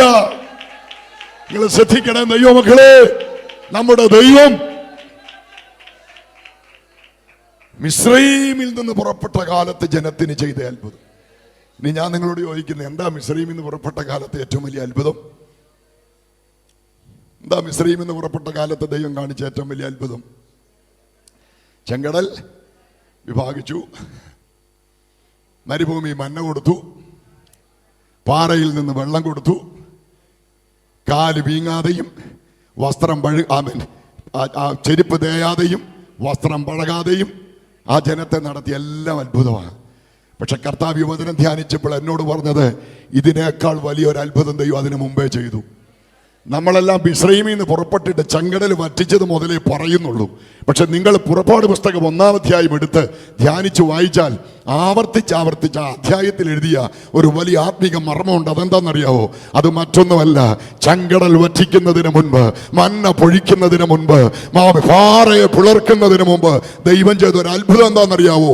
വളരാൻ അനുവദിക്കുകയെന്ന് പറഞ്ഞ മിസ്രയീമിന്റെ മണ്ണിൽ തന്റെ ജനത്തെ വർദ്ധിപ്പിച്ച ദൈവത്തിന്റെ അത്ഭുതം. ഇന്ന് രാവിലെ കണ്ണ് തുറന്ന് കാണുക, കാത് തുറന്ന് കേൾക്കുക. നമ്മുടെ ദൈവത്തിന് അത്ഭുതങ്ങളെ ചെയ്യാൻ കഴിയും.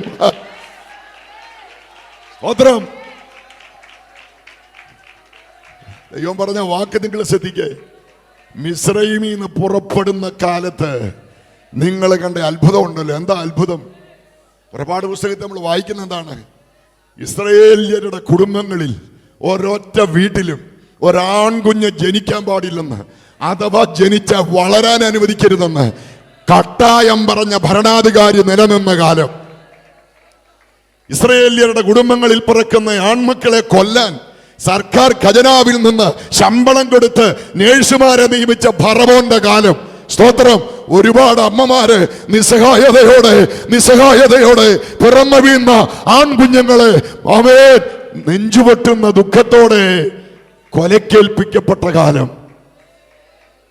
സ്തോത്രം, സ്തോത്രം. ഇതിന് നടുവിൽ ഞാൻ ഒരു കുടുംബത്തെ ഓർത്ത് ദൈവത്തെ സ്തുതിക്കുന്നു. അത് മോശയുടെ അമ്മയപ്പന്മാരുടെ കുടുംബമാണ്. നിങ്ങളുടെ തലമുറയിൽ ആരൊക്കെ എന്ത് ചെയ്യുന്നെന്നുള്ളത് നിങ്ങളുടെ വിഷയമല്ല.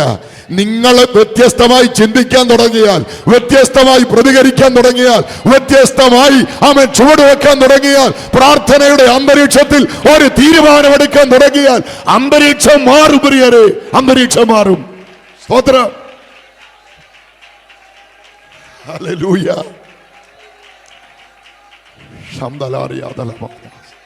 ഹല്ലേലൂയ. മോശയുടെ അമ്മയപ്പന്മാരെ ഒരു കുഞ്ഞുണ്ടായപ്പം എൻ്റെ ഒരു ചിന്ത ഞാൻ പറയാ, ഉള്ളിലൊരു കുഞ്ഞിന് ജീവൻ തുടിക്കുന്നെന്ന് അറിഞ്ഞപ്പോഴേ മോശയുടെ അമ്മ ചിലപ്പോൾ പറഞ്ഞു കാണും, ദൈവമേ ഒരു പെൺകുഞ്ഞായാൽ മതിയായിരുന്നു, ഒന്നും അല്ലെങ്കിൽ അതിനെ വളർത്താനേലും പറ്റുവാൻ. ഒരാൺകുഞ്ഞുണ്ടായാൽ ആ കുഞ്ഞിനെ പ്രസവശയിൽ തന്നെ കൊല്ലുന്നത്, ആ കുഞ്ഞിനെ ഇല്ലാതാക്കുന്നത് കാണേണ്ടി വരുന്ന ഒരു അമ്മയുടെ ദുഃഖം എത്ര വലിയതാണ്. പക്ഷെ ഉണ്ടായതൊരാൺകുഞ്ഞ്. പക്ഷെ എന്നെ ഏറ്റവും ധൈര്യപ്പെടുത്തുന്ന ഒരു കാര്യമുണ്ട്. അവൾ ആ കുഞ്ഞിൻ്റെ മുഖത്തേക്ക് നോക്കിയിട്ട്, ഇബ്രായ ലേഖന കർത്താവ് എഴുതി, വിശ്വാസത്താൽ ആ കുഞ്ഞിൻ്റെ മുഖത്തേക്ക് നോക്കിയിട്ട് അവൾ പറഞ്ഞു, ഈ കുഞ്ഞ് മരിക്കാനുള്ള കുഞ്ഞല്ല, ഈ കുഞ്ഞ് ദിവ്യ സൗന്ദര്യമുള്ള ഒരു കുഞ്ഞാണ്. ഞാൻ ചിലപ്പോഴൊക്കെ പറയാറുണ്ട്, നമുക്കൊക്കെ പിള്ളേരുണ്ടാകുമ്പോൾ ഒരു കുഞ്ഞുണ്ടായി അന്നേരം ആളുകൾ കാണാൻ വരും. വീട്ടുകാരും നാട്ടുകാരും ബന്ധുക്കളും പ്രിയപ്പെട്ടു കാണാൻ വരുന്നവരെല്ലാം ഓരോ കമൻ്റ് അങ്ങ് പാസ്സാക്കും. എന്താ കമൻ്റ്? ചിലരിട്ട് കണ്ണിക്കൂടെ നോക്കുമ്പോൾ കൊച്ചിന് അപ്പൻ്റെ ചായ. അതിന് തെറ്റൊന്നുമില്ല, അപ്പൻ്റെ ആണല്ലോ കൊച്ച്. ചിലർ വന്നേച്ച് പറയും, അയ്യോ അമ്മയെ പറിച്ചു വെച്ച പോലെ അപ്പോൾ ഇതെങ്ങനെ സംഭവിച്ചെന്ന് അറിയത്തില്ല. ഒരുത്തൻ നോക്കിയപ്പോൾ അപ്പനെ പോലെ തോന്നി, മറ്റേ നോക്കിയപ്പം എന്നാൽ അപ്പച്ചൂടെ സമാധാനം ഇവരുള്ള ആളുകളൊന്നും രണ്ടുപേരുടെയും കൂടെ പോലെ ഇരിക്കുക. അതാണ് പിന്നെ ഒരു സമാധാനമുണ്ട്. നമ്മളെല്ലാം നോക്കുന്നത് ഉണ്ടാകുന്ന കുഞ്ഞിൻ്റെ മൂക്കും ചെവിയും കണ്ണും മുഖവും ആരെ പോലെ ഇരിക്കുന്നെന്ന് അല്ലേ. അപ്പനെ പോലാന്ന് പറയുമ്പോൾ അപ്പനൊരു സന്തോഷം, അമ്മയെ പോലാണെന്ന് പറയുമ്പോൾ എനിക്ക് 3 പെൺപിള്ളേരാ, ഇതിൽ രണ്ടാമത്തെ മോൾ ഏതാണ്ട് എൻ്റെ കുറച്ച് ചായ ഉണ്ട് എന്നാ പറഞ്ഞു. ചെറുപ്പത്തിൽ അവളുടെ ഏറ്റവും വലിയ സന്തോഷം എന്നാണെന്നറിയാം, അവളുടെ ഏറ്റവും വലിയ സന്തോഷം അവളെ ആരെയും നോക്കി വെച്ച് പപ്പായെ പോലെ ഇരിക്കുന്നെന്ന് പറഞ്ഞാൽ എന്നോ ഹാപ്പി ആവുമെന്നറിയാം, ഭയങ്കര സന്തോഷമാവും. അത് അമ്മ മോശമായിട്ടൊന്നുമല്ല, അവിടെ ഒരു സന്തോഷം, അത്രയേ ഉള്ളൂ. അപ്പം ഈ നമ്മളെല്ലാം നമ്മുടേതാണെന്ന് പറയും, നമ്മുടെ ചായ ഉണ്ടെന്നൊക്കെ പറയുമ്പോൾ ഒരു സന്തോഷം. മോശ ഉണ്ടായപ്പോൾ ഈ അമ്മ കുഞ്ഞിൻ്റെ മുഖത്ത് നോക്കി വെച്ച് പറഞ്ഞെന്നറിയാവോ, എന്നെപ്പോലെ ഇരിക്കുന്നതെന്നല്ല, അപ്പനെ പോലെ ഇരിക്കുന്നതെന്നല്ല, ദിവ്യ സുന്ദരൻ എന്നാ പറഞ്ഞത്. ദിവ്യ സുന്ദരൻ, ദൈവീകമായ ഒരു സൗന്ദര്യമുള്ള കുഞ്ഞ്. ആ വാക്ക് നിങ്ങൾ ശ്രദ്ധിച്ചോ? അതാ വിശ്വാസത്തിന്റെ കണ്ണ്.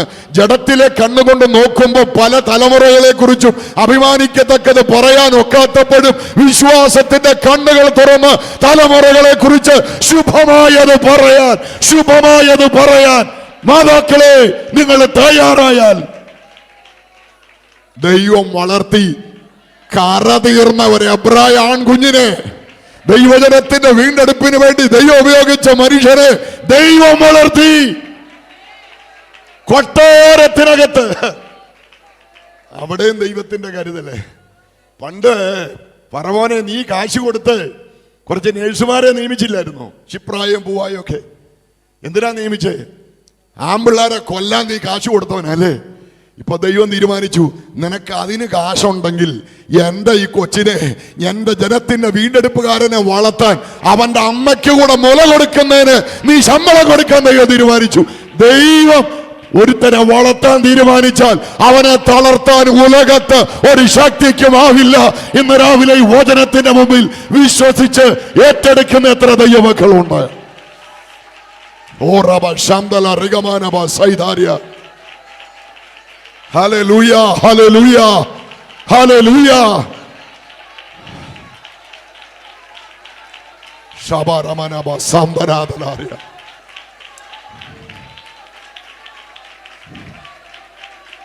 ഹല്ലേലൂയ.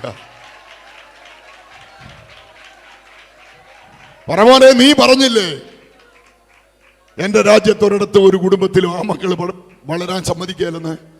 എന്നാൽ നിങ്ങൾ പുറപ്പാട് പുസ്തകം 1-ാം അധ്യായം എടുത്ത് വായിക്കണം. 7, 9, 12 വാക്യങ്ങളൊക്കെ വായിക്കുമ്പോൾ നമുക്ക് ഭയങ്കര ആവേശം തരുന്ന വചനം എന്നാന്നറിയാവോ? ഇസ്രായേൽ മക്കൾ മിസ്രയീമ്യരെക്കാൾ ശക്തിയും ബാഹുല്യവും ഉള്ളവരായി വളർന്നു, അവർ വർദ്ധിച്ചു പെരുകി. ഞാൻ പറയുന്ന ആദ്യത്തെ അത്ഭുതം ദൈവം തുടങ്ങിയത് ചെങ്കടലിലല്ല, അവൻ കുടുംബങ്ങളിലാണ്, തലമുറകളോടുള്ള ബന്ധത്തിലാണ്. അവൻ തകർക്കാൻ ശത്രു വാതുവെച്ച മണ്ഡലത്തിൽ അതേ തലമുറകളെ വളർത്താൻ തീരുമാനിച്ച ദൈവം. സ്തോത്രം. നിങ്ങൾക്ക് അതിന്റെ ഗൗരവം മനസ്സിലാകുന്നുണ്ടോ? പ്രിയരെ, ഇവിടെ തലമുറ ഉണ്ടായിട്ട് മതിയല്ലോ ചെങ്കടൽ വിവാഹിക്കുന്നില്ലേ? ഈ ചെങ്കടൽ വിവാഹിക്കുന്ന ആർക്ക് നടക്കാനാ? നിനക്ക് നിന്റെ തലമുറയ്ക്ക് നടക്കാനാ ചെങ്കടൽ വിവാഹിക്കുന്നത്. പക്ഷെ അവിടെ നടക്കാൻ ഒരു തലമുറ വേണ്ടേ? ദൈവത്തിന്റെ അത്ഭുതം കാണാൻ ഒരു തലമുറ വേണ്ടേ? ദൈവത്തിന്റെ പ്രവൃത്തി ചെയ്യാൻ ഒരു തലമുറ വേണ്ടേ?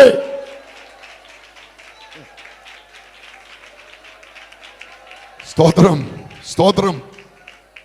അതുകൊണ്ട് സാത്താൻ ഭയങ്കര ബുദ്ധിശാലിയാണ്. അവന്റെ തന്ത്രങ്ങൾ നിങ്ങൾ അറിയാതിരിക്കരുത്. തന്ത്രമാണ് അവൻ.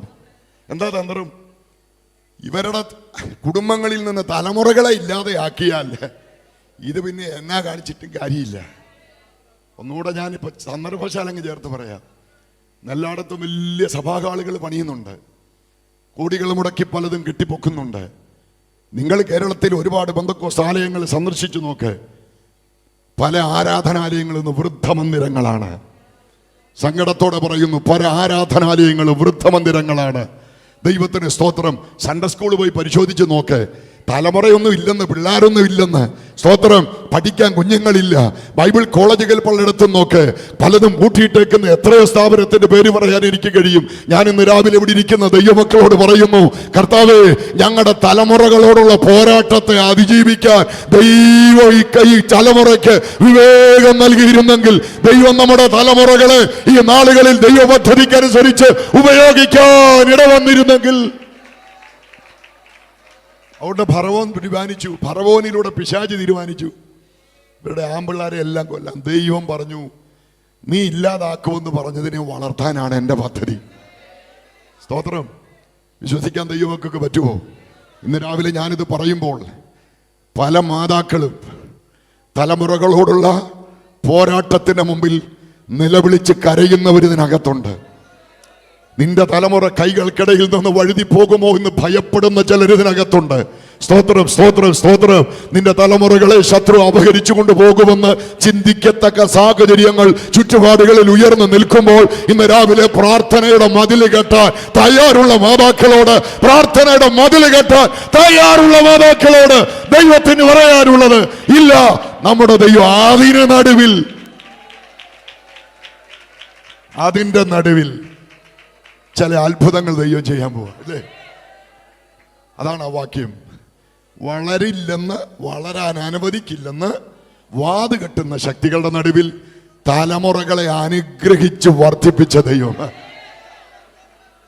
ആ വാക്യമൊക്കെ വായിക്കുമ്പോൾ ധ്യാനിച്ച് വായിക്കണം. ഇസ്രായേൽ മക്കൾക്ക് കുറെ പിള്ളേരുണ്ടായെന്നുള്ളത് അല്ലല്ലോ വിഷയം. അവിടുത്തെ വാചകം ശ്രദ്ധിക്കണം. ശക്തിയും ബാഹുല്യമുള്ള ഒരു തലമുറ, ആത്മീക യുദ്ധക്കളത്തിൽ ഉറച്ചു നീക്കാൻ തൻ്റെ ഇടമുള്ള ഒരു തലമുറ. ശംദല റിഗമന ഹസ്യാദല. സ്തോത്രം, സ്തോത്രം.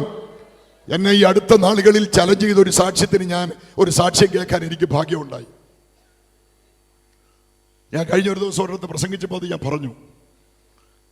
വടക്കേ ഇന്ത്യയിലെ ഒരു സ്ഥലത്താണ്, ഇന്ത്യയിലെ ഒരു ലീഡിംഗ് ആയ മിഷൻ ഓർഗനൈസേഷന്റെ 400ഓളം ദൈവദാസന്മാർ കൂടുന്ന ഒരു മീറ്റിംഗിൽ ദൈവത്തിന്റെ കൃപയാൽ 3 ദിവസം അവരോട് ദൈവവചനം പ്രസംഗിക്കാനുള്ള ഭാഗ്യം എനിക്ക് കിട്ടി.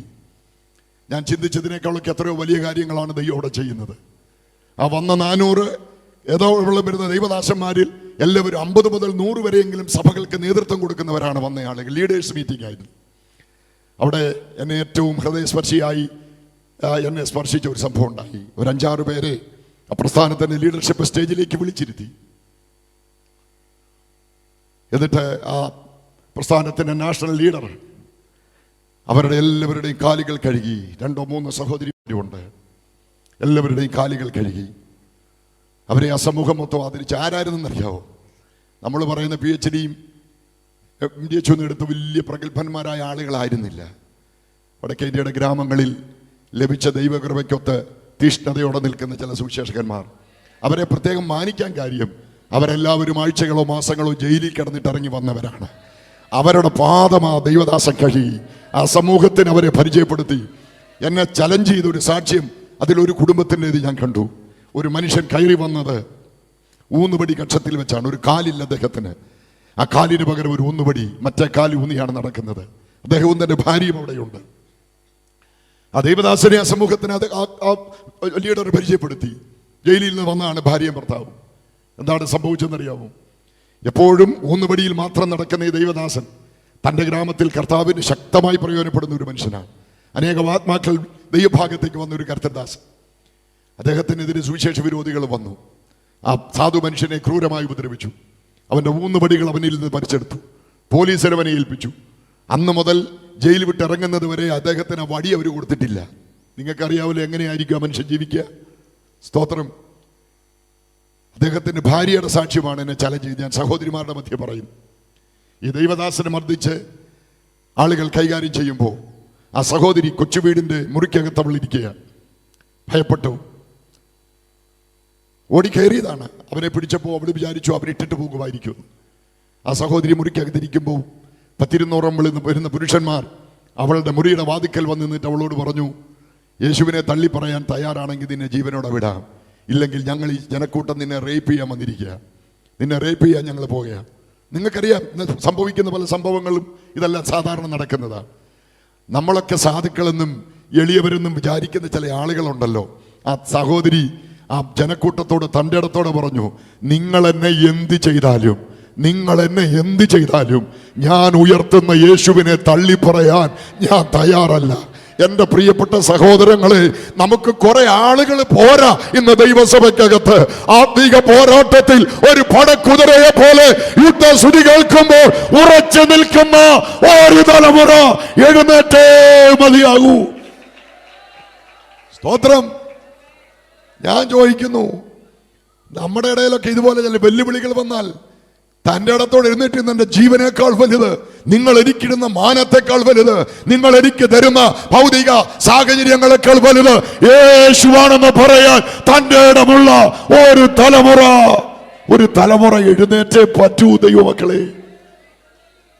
ഇതാണ് വിശ്വാസത്തിൽ ശക്തിയും ബാഹുല്യമുള്ള ഒരു തലമുറ.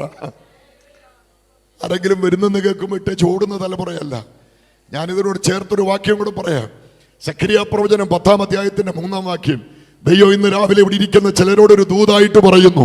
ദൈവം പറയുന്നു, ഞാൻ എൻ്റെ ജനമായ എൻ്റെ ഇസ്രായേൽ ജനമായ എൻ്റെ ആട്ടിൻകൂട്ടത്തെ ഞാൻ സന്ദർശിച്ചിട്ട് അവരെ യുദ്ധത്തിൽ തനിക്ക് മനോഹര തുരകമാക്കും.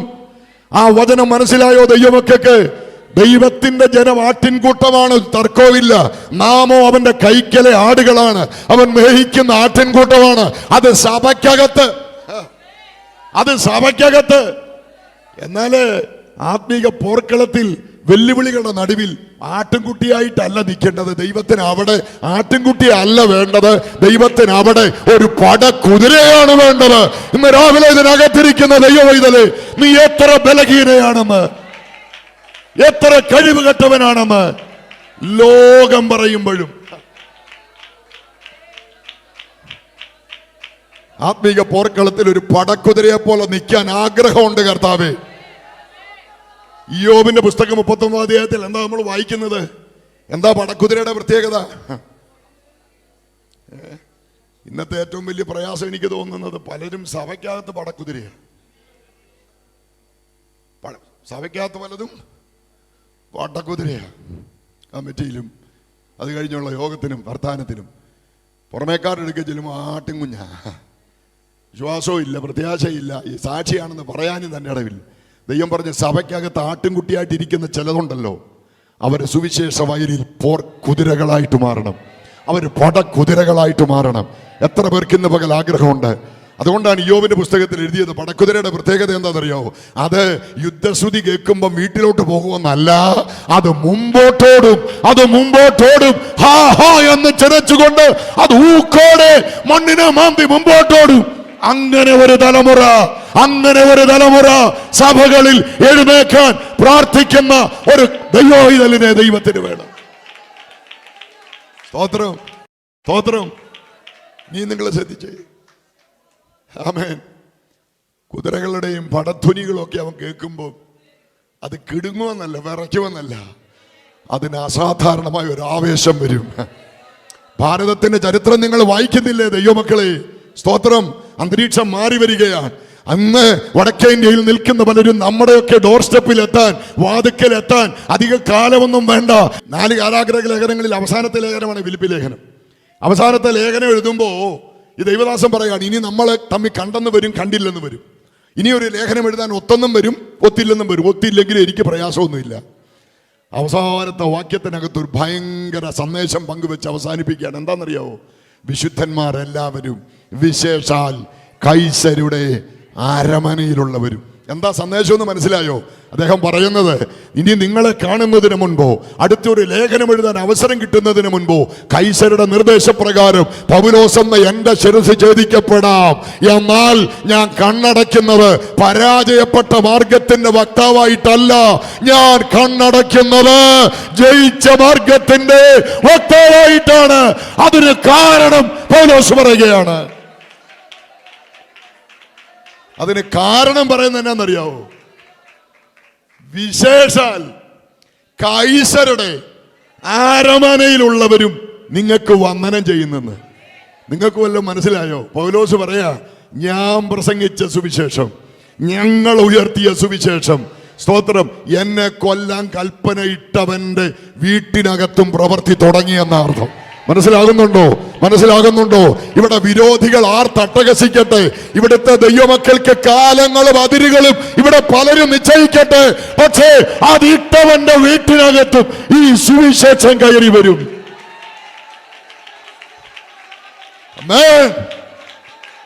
സ്തോത്രം.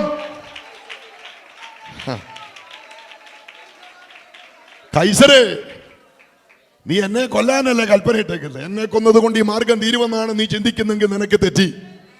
ഇംഗ്ലീഷിൽ കൊടുത്തിരിക്കുന്നത് ഹൗസ് ഹോൾഡ് ഓഫ് സീസേഴ്സ് എന്നാ. അവന്റെ അരമനയിലുള്ളവൻ എന്ന മലയാളം. ഇംഗ്ലീഷിൽ അവന്റെ വീട്ടുകാരെന്നാണ് കൊടുത്തേക്കുന്നത്. ഒന്നുകൂടെ പറയാം, നിന്റെ അരമനയിലുള്ള ജോലിക്കാർ മാത്രമല്ല, നിന്റെ കുടുംബത്തിൽപ്പെട്ടവരെ ഈ സുവിശേഷം സ്വാധീനിക്കും. ഇത് വിശ്വസിച്ചുകൊണ്ടാണ് ഞങ്ങൾ ഈ സന്ദേശം ലോകത്തോട് പറയുന്നത്. ഇന്ന് രാവിലെ ഈ വചനം കേൾക്കുന്ന ദൈവ പൈതലേ,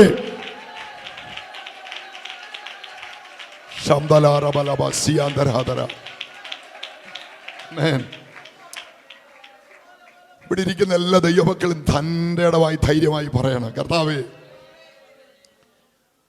ഞങ്ങൾ വിശ്വസിക്കുന്നതും പ്രസംഗിക്കുന്നതും പരാജയപ്പെട്ട ഒരു മാർഗത്തെ അല്ല. സ്തോത്രം. ഇതിനെതിരെ ആരൊക്കെ നിന്നിട്ടുണ്ടോ അവരെ ഒക്കെ സന്ദർശിച്ചതാണ്. അടുത്ത 50 വർഷത്തിനുള്ളിൽ ഒരു ബൈബിളിന്റെ പ്രതി പോലും കിട്ടുകയില്ല, കാണാൻ കിട്ടുകയില്ല എന്ന് പറഞ്ഞ വോൾട്ടയറിന്റെ വീട് ബൈബിൾ സൊസൈറ്റിയുടെ ആസ്ഥാനമാക്കി മാറ്റിയവരാ നമ്മുടെ ദൈവം, ഇല്ലേ? കൈസരുടെ വീട്ടിനകത്ത് വിശുദ്ധന്മാരെ എഴുന്നേൽപ്പിച്ചവനല്ലേ നമ്മുടെ ദൈവം. ഇവിടുത്തെ സകല വിരോധികളും തിരിച്ചറിയേണ്ട ഒരു കാര്യം പറയാം. നിങ്ങൾ ഇതിനോട് കാണിക്കുന്ന വിരോധം എത്ര വലുതാണോ, നിന്റെ വീട്ടിനകത്തവൻ ചെയ്യാൻ പോകുന്ന പ്രവൃത്തി അതിനേക്കാൾ വലിയതാണ്. ഭരണകൂടങ്ങൾ അറിയുക, വിരോധികൾ അറിയുക, സുവിശേഷവും ക്രിസ്തുവിന്റെ മാർഗവും പരാജയപ്പെട്ട മാർഗമല്ല, അത് ജയിച്ച മാർഗമാണ്. അത് ജയിച്ച മാർഗമാണ്. ജയിച്ച മാർഗമാണ്. ഞാനിത് പകൽ ഇവിടെ നിർത്തുന്നു. കർത്താവിന് സ്തോത്രം. പ്രിയ സഹോദരങ്ങളെ, നിങ്ങൾ കാണും നമ്മുടെ കണ്ണുകൊണ്ടൊരു അത്ഭുതം. നിങ്ങളെ ഒരു അത്ഭുതം കാണിക്കാൻ ദൈവത്തിന് കഴിയും. ഇനി നിങ്ങളെ അത്ഭുതം കാണിക്കാൻ മാത്രമല്ല, സ്തോത്രം, 71-ാം സങ്കീർത്തനം 7-ാം വാക്യത്തിൽ വായിക്കുന്നത്, നിന്നെ ഒരു അത്ഭുതമാക്കാനും കൂടെ ദൈവത്തിന് കഴിയും. നിന്നെ ഒരു അത്ഭുതമാക്കാൻ ദൈവത്തിന് കഴിയും. ഇവിടെ കേട്ട ജീവനുള്ള സാക്ഷ്യത്തിനായി ഞാൻ ദൈവത്തെ സ്തുതിക്കുന്നു. ക്യാൻസർ എപ്പോഴും ജയിച്ച ചരിത്രമാണ് പലയിടത്തും നമ്മൾ കേൾക്കുന്നത്. എന്നാൽ നിന്നെ ഒരു അത്ഭുതമാക്കാൻ, അനേകരുടെ നടുവിൽ അത്ഭുത സൗഖ്യത്തിന്റെ സാക്ഷികളാക്കി മാറ്റാൻ ഇന്ന് നാം ആരാധിക്കുന്ന ദൈവത്തിന് കഴിയും. അധികാരമുള്ള യേശുവിന്റെ നാമത്തിൽ ഇതിനകത്തിരിക്കുന്ന മക്കൾ യേശുവിന്റെ നാമത്തിൽ ഒരത്ഭുത വിഷയമായി മാറട്ടെ. ഒരത്ഭുത വിഷയമായി മാറട്ടെ. സ്തോത്ര സ്തോത്ര സ്തോത്ര.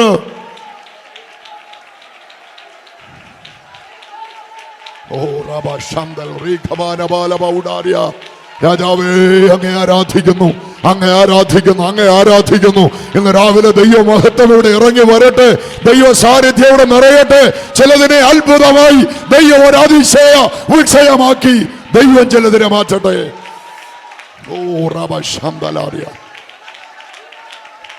ഹല്ലേലൂയ, ഹല്ലേലൂയ, ഹല്ലേലൂയ. ആമേൻ. ഓ റബ ശംദൽ റീഖമാനിയ. യേശുവിന്റെ അധികാരമുള്ള നാമത്തിൽ, യേശുവിന്റെ അധികാരമുള്ള നാമത്തിൽ ജയം, ജയം യേശുവേ. സ്തോത്രം, സ്തോത്രം. ദൈവത്തിന്റെ അസാധാരണമായ ഒരു ദൈവപ്രവൃത്തി ഇന്ന് പകൽ ദൈവം ചെയ്യുന്നതിനായി നന്ദിയോടെ സ്തോത്രം. വൻവൃക്ഷ കാട്ടിലെ വൻമരങ്ങളുടെ ഇടയിൽ ഒരു മുന്തിരി വള്ളിയായിരിക്കുന്ന നിനക്കെന്ത് പ്രശംസിക്കാനുള്ളൂ? വൻമരങ്ങളുടെ നടുവിൽ ഒരു ചെടിയായ മുന്തിരി, വടവൃക്ഷങ്ങളുടെ നടുവിൽ ചെടിയായ ഒരു മുന്തിരി. എന്നിട്ട് ദൈവം തന്നെ ചോദിക്കുന്നു, ഒരാണി ഉണ്ടാക്കാൻ നിന്നെ കൊണ്ട് പ്രാപ്തിയുണ്ടോ? ഒരു മുന്തിരിച്ചെടിയിൽ നിന്ന് ഒരാണി ഉണ്ടാക്കാനുള്ള ബലവതനുണ്ടോ? ദൈവം ചോദിക്കുന്നു, ഒരു പലകയെടുക്കാൻ ഉള്ള ശേഷി അതിനകത്തുണ്ടോ? ഒന്നുമില്ല. കാരണം അതിനൊക്കെ കെൽപ്പുള്ള വൻവൃക്ഷങ്ങൾ അവിടെയുണ്ട്. എന്നാൽ ഒന്നിനും കൊള്ളില്ലെന്ന് ലോകം പറയുന്നു. ഒരാണി ഉണ്ടാക്കാൻ പോലും കൊള്ളുകയല്ലെന്ന് ലോകം പറഞ്ഞ മുന്തിരിച്ചെടി ഉണ്ടല്ലോ. നിങ്ങൾ 19-ാം അധ്യായത്തിലേക്ക് വരുമ്പോൾ ദൈവം പറയുകയാണ്, ആ മുന്തിരിവള്ളിയുടെ വിശേഷ കൊമ്പുകളിൽ ചിലതിനെ രാജാക്കന്മാരുടെ കയ്യിലെ ചെങ്കോലുകളാക്കി മാറ്റാൻ എന്റെ ദൈവത്തിന് കഴിയുമെന്ന് ഇന്ന് രാവിലെ എത്ര ദൈവമക്കൾ അത് വിശ്വസിക്കുന്നുണ്ട്? സ്തോത്രം. ഹല്ലേലൂയ. ഓറബ ശംദല രഗബന ഹസ്യാന്തര. ശ്രദ്ധിച്ച് കേൾക്കണേ. ഒന്നിനും കൊള്ളില്ലെന്ന് ആളുകൾ പറഞ്ഞ ആ ചെടിയിൽ നിന്ന് പുരാതന കാലത്ത് രാജാക്കന്മാർ കയ്യിൽ ചെങ്കോല് പിടിക്കുമായിരുന്നു. ആ ചെങ്കോൽ എവിടെ നിന്ന് ഉണ്ടാക്കുന്നറിയാവോ? മുന്തിരിയുടെ വള്ളിയിൽ നിന്ന് വിശേഷമായ ചില കൊമ്പുകളെ എടുത്ത് അതിനെ പൊതിഞ്ഞുണ്ടാക്കുന്നതാണ് ചെങ്കോല്. ഈ പൊന്നുകൊണ്ട് പൊതിഞ്ഞ ചെങ്കോലിന്റെ അകത്തിരിക്കുന്നത് ഈ ബലഹീനമായ മുന്തിരിയുടെ ആ കൊമ്പിൽ നിന്നാണ്. ഇന്ന് പകൽ ദൂത് മനസ്സിലാകുന്നവർക്കായി സ്തോത്രം. ഒന്നിനും കൊള്ളില്ലെന്ന് പറയുന്ന നിന്നെ, ഒന്നിനും പ്രാപ്തിയില്ലെന്ന് പറയുന്ന നിന്നെ അവൻ അധികാരത്തിന്റെ രാജദണ്ഡുകളാക്കി മാറ്റാൻ ഇന്ന് രാവിലെ ഞാനിവിടെ പ്രസംഗിക്കുന്ന എന്റെ യേശുവിന് കഴിയും. ഹല്ലേലൂയ. സ്തോത്രം, സ്തോത്രം, സ്തോത്രം. ദൈവത്തിന്റെ കയ്യിലെ അധികാരത്തിന് ദണ്ഡുകളാക്കി ഇതിനകത്തിരിക്കുന്ന ചിലരെ ദൈവം ഇന്ന് പകൽ കാണുന്നുണ്ട്. നിങ്ങളെ ഇപ്പൊ ലോകം കാണുന്നത് ഒന്നിനും കൊള്ളാത്തൊരു മുന്തിരിയുടെ വള്ളിയായിട്ട്. ഒരാണി ഉണ്ടാക്കാൻ ശേഷിയില്ല, ഒരു പലകെടുക്കാൻ നിവൃത്തിയില്ല, അതിന്റെ രണ്ടറ്റവും തീ വെച്ച് വെന്ത് കിടക്കുന്നു. ഈ ഒന്നിനും കൊള്ളാത്തത് ഇത്രയും ക്ഷയിച്ചു പോയതിന് എന്ത് പ്രതീക്ഷയെന്ന് ചോദിച്ചാൽ ദൈവം പറയും, ആ സ്ഥാനത്ത് നിന്ന് ചിലതിനെ അധികാരത്തിന്റെ രാജദണ്ഡുകളാക്കി അത്യുന്നതന്റെ കയ്യിലെ അസാധാരണ ഉപകരണങ്ങളാക്കി മാറ്റാൻ ദൈവത്തിന് പദ്ധതിയുണ്ട്, ദൈവത്തിന് പദ്ധതിയുണ്ട്.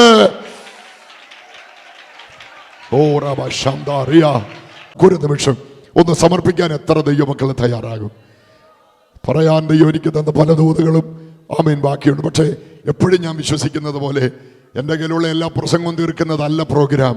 ദൈവത്തിന് ചെയ്യാനും പറയാനുള്ളത് ദൈവം ചെയ്തുകൊണ്ടിരിക്കും. ഇന്ന് രാവിലെ ഈ വചനത്തിന് മുമ്പിൽ ഒന്ന് ഏൽപ്പിച്ചു കൊടുക്കാൻ പ്രാർത്ഥിക്കുന്ന ദൈവമക്കൾ എത്ര പേര് ആഗ്രഹിക്കുന്നു? കർത്താവേ, എൻ്റെ തലമുറയിൽ എൻ്റെ കണ്ണുകൊണ്ട് ദൈവത്തിൻ്റെ അത്ഭുതം എനിക്ക് കാണണം, എനിക്ക് കാണണം. അത് ഞങ്ങളുടെ തലമുറകളോടുള്ള ബന്ധത്തിൽ,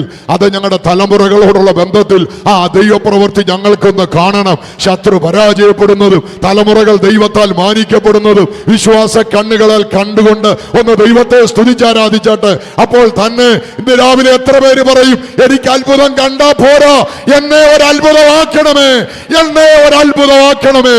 മഹാരാജാവിന്റെ കയ്യില് അധികാര ദണ്ഡായി രാജ്യങ്ങളെ സ്പർശിക്കാൻ, ദേശങ്ങളെ സ്പർശിക്കാൻ. ഓ റബ ശംബൽ റിഗമനാസ്യ. ദൈവത്തിന്റെ കയ്യിലെ അധികാരമുള്ള ഒരു രാജദണ്ഡായി ഉപയോഗിക്കണമേ എന്ന് ദൈവത്തോട് എത്ര പേര് പ്രാർത്ഥിക്കും? നിന്നെ അത്ഭുതം കാണിക്കാനും ആ ദൈവത്തിന് കഴിയും, നിന്നെ ഒരു അത്ഭുതമാക്കാനും ആ ദൈവത്തിന് കഴിയും, ദൈവത്തിന് കഴിയും. ഇംഗ്ലണ്ടിന്റെ തെരുവിൽ ഒരു ചെരുപ്പ് കുത്തിയായി ജീവിച്ച് വിശേഷപ്പെട്ടതൊന്നും ആരും കാണാതെ കഴിഞ്ഞ ഒരു മനുഷ്യനായിരുന്നു ആധുനിക മിഷണറി ചരിത്രത്തിന്റെ പിതാവ് വില്യം കേറി. ഇന്ത്യയിലേക്ക് മാസങ്ങളോളം എടുത്ത് കപ്പൽ യാത്ര നടത്തി പശ്ചിമ ബംഗാളിൽ വന്നവരിറങ്ങുമ്പോൾ എന്തെന്നൊന്നും ഒരു കാര്യവും അദ്ദേഹത്തിന് അറിയുമായിരുന്നില്ല. കാലങ്ങൾ കുറെ കഴിഞ്ഞു. അദ്ദേഹം അസാധാരണമായി ദൈവകൃപയോടെ ലോകത്തൊരു മിഷണറിമാർക്കും ചെയ്യാൻ കഴിയാത്ത കാര്യങ്ങൾ ഇവിടെ ചെയ്യാൻ ആരംഭിച്ചു. വലിയ ഭാഷാ പണ്ഡിതനായി മാറി. ഒടുവിൽ ഈസ്റ്റ് ഇന്ത്യ കമ്പനിയുടെ ഉദ്യോഗസ്ഥന്മാരെ ഇന്ത്യൻ ഭാഷകൾ പഠിപ്പിക്കുന്ന അധ്യാപകനായി മാറി. നിങ്ങൾക്കറിയാം, ഏറ്റവും ഒടുവിൽ അദ്ദേഹത്തെ സമൂഹം അംഗീകരിക്കേണ്ടി വന്നു. ഒരു ദിവസം ഒരു വലിയ വിരുന്ന് നടക്കുമ്പോൾ ആ വിരുന്നിനകത്ത് അന്നത്തെ ഈസ്റ്റ് ഇന്ത്യ കമ്പനിയുടെ ഇന്ത്യയിലെ ചീഫായിരുന്ന മനുഷ്യന് വില്യം കേറിയോട് ഭയങ്കര വിരോധമായിരുന്നു. അദ്ദേഹത്തിന് മിഷന്റെ പ്രവർത്തനത്തോട് താല്പര്യം ഉണ്ടായിരുന്നില്ല. അതുകൊണ്ട് എപ്പോഴെങ്കിലും അദ്ദേഹത്തെ ഒന്ന് അപമാനിക്കാൻ അവസരം കിട്ടിയെങ്കിൽ എന്ന് ചിന്തിച്ചിരുന്ന മനുഷ്യന് ഒരു അവസരം കിട്ടി. VIP-കൾ മാത്രമുള്ള ഒരു വലിയ വിരുന്നിൽ വില്യം കേറി വന്ന് അംഗീകരിക്കപ്പെട്ടവനായതുകൊണ്ട് ക്ഷണിക്കപ്പെട്ടു. അവിടെ ഇരുന്ന ആളുകളെല്ലാം തങ്ങളെ തന്നെ പരിചയപ്പെടുത്തിക്കൊണ്ടിരിക്കുമ്പോൾ വില്യം കേറിയുടെ ഊഴം അദ്ദേഹം പറഞ്ഞു, ഞാൻ വില്യം കേറി, ഇംഗ്ലണ്ടിൽ നിന്ന് ഇന്ത്യയിൽ വന്ന ഒരു മിഷണറി. അത് പറഞ്ഞാൽ ഈന്തപ്പിളെ അതിനകത്ത് ഏറ്റവും വലിയ പുള്ളികളിൽ ഒരാളായിരുന്നു ഈസ്റ്റ് ഇന്ത്യ കമ്പനിയുടെ ഉദ്യോഗസ്ഥൻ എഴുന്നേറ്റെന്ന് ചോദിച്ചുവോ, are you shoemaker William Carey? നിങ്ങളാണോ ഷൂ മേക്കർ ആയിരുന്ന വില്യം കേറി? അദ്ദേഹത്തെ അപമാനിക്കാൻ ചോദിച്ചതാ. VIP-കളുടെ നടുവിൽ ചെരുപ്പ് കുത്തിയാണ് ഈ നിൽക്കുന്നതെന്ന് പറയാൻ അദ്ദേഹം ശ്രമിച്ചു. അദ്ദേഹത്തിന് അതിബുദ്ധി. എല്ലാവരും വിചാരിച്ചു ആ ദൈവദാസൻ അത് ഭയങ്കര ഷോക്കായി കാണുമെന്ന്. എല്ലാവരും വിചാരിച്ചു ആ പാപം തളർന്നു പോയി കാണുമെന്ന്. നിങ്ങൾക്കറിയാം എന്താ സംഭവിച്ചെന്ന്? ഇരുന്ന വില്ലൻ കയറി വീണ്ടും ചാടി എഴുന്നേറ്റു. എന്നിട്ട് അദ്ദേഹം ആ സദസ്സിനെ നോക്കി പറഞ്ഞു, സാറിനെ നോക്കി പറഞ്ഞ മഹാനോട് നോക്കി പറഞ്ഞു, sir sorry, I was not a shoemaker, I was just a shoe repairer. ഇംഗ്ലീഷിലെ പദമൊക്കെ അവരെ ഷൂ മേക്കർ എന്ന് എല്ലാവർക്കും ഉപയോഗിക്കുന്ന. എന്നാ വില്യംകാര് പറഞ്ഞു, നിങ്ങൾക്ക് തെറ്റി, ഷൂ മേക്ക് ചെയ്യാൻ എനിക്കറിയത്തില്ലായിരുന്നു, ഷൂ ഉണ്ടാക്കാൻ എനിക്കറിയത്തില്ലായിരുന്നു, ആരൊക്കെ ഉണ്ടാക്കിയ ഷൂവിന് പോളിഷ് അടിക്കാനേ എനിക്കറിയത്തുള്ളായിരുന്നു. ഓ ഹല്ലേലൂയ, ഹല്ലേലൂയ. എനിക്ക് റിപ്പയർ ചെയ്യാനേ അറിയത്തുള്ളായിരുന്നു. ആ എന്നെയാണ് എൻ്റെ ദൈവം നിങ്ങളുടെ കൂടെ ഇവിടെ കൊണ്ടിരുത്തിയത്. മനസ്സിലായോ? ദൈവം വ്യത്യാസപ്പെടുത്തുവോ? ദൈവമക്കളെ, ദൈവം വ്യത്യാസപ്പെടുത്തുവോ? ഒരു കുഞ്ഞാടിനെ പടക്കുതിരയാക്കാൻ ദൈവത്തിന് പറ്റുമോ? ഒരു ബലഹീനനെ അസാധാരണമായി ഉപയോഗിക്കാൻ ദൈവത്തിന് പറ്റുമോ? പറ്റും, ദൈവത്തിന് പറ്റും. ഇന്ന് രാവിലെ ഇവിടെ നിൽക്കുന്ന ചിലരോട് പരിശുദ്ധാത്മാവ് അത് തന്നെയാ പറയുന്നത്. നിന്റെ ഇന്നത്തെ സ്ഥിതി ഓർത്ത് നീ വ്യാകുലപ്പെടണ്ട. നിന്റെ വലിപ്പം കൊണ്ടല്ല ദൈവം നിന്നെ ഉപയോഗിക്കാൻ പോകുന്നത്. നിന്റെ ദൈവം വലിയവനായത് കൊണ്ടാണ്, നീ സേവിക്കുന്ന ദൈവം വലിയവനായത് കൊണ്ടാണ്. അസാധാരണമായ ചിലത് ദൈവം നമ്മളിലൂടെ ചെയ്യാൻ ആഗ്രഹിക്കുന്നു. ദൈവത്തോട് നമുക്ക് പ്രാർത്ഥിക്കാം. കർത്താവേ, അടിയനെ അത്ഭുതങ്ങൾ കാണിക്കണം. എൻ്റെ തലമുറയിലും ദേശത്തും അത്ഭുതങ്ങൾ കാണണം. എന്നെ ഒരത്ഭുതമാക്കണം. കർത്താവ് അതിനായി നമ്മെ സഹായിക്കട്ടെ. God bless you.